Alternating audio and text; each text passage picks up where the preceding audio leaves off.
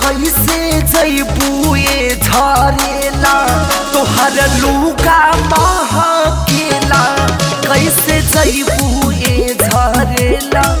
तोहर लुगा महकेला तो कैसे जैबुए झरेला तोहर लुगा महकेला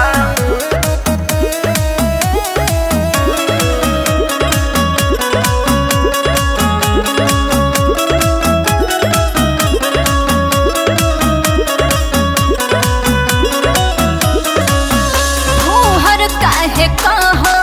तारा कैसन बारा मरद हो बुझत नहीं खदिलवा के राजा मोरे दर्द हो राजा मोरे दर्द हो कतही जाइले तो मिजाज आँख फेरेलू सही सही कहिले तो अखिया तरेलू साथे जायल चाहिला तो तोहर कहाँ भभाला हो तोहर कहाँ दुखाला तो कैसे जैबुए झरेला छोड़ के तीन तीन को गदेला कैसे जैबुए झरेला छोड़ के तीन तीन को गदेला कैसे जैबुए झरेला छोड़ के तीन तीन को गदेला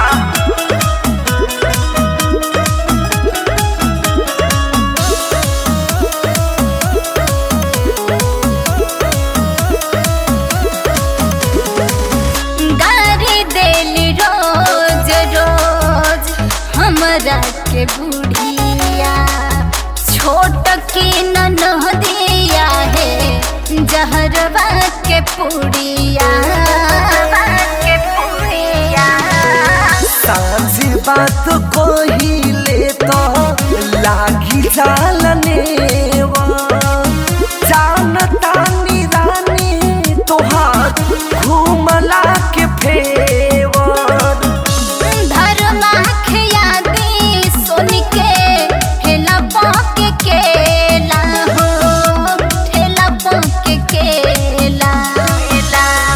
कैसे खैबुए झरेला तोहर मुँह महकेला कैसे खैबुए झरेला तोहर मुँह महकेला हो जा पहले बरस के आवा ना।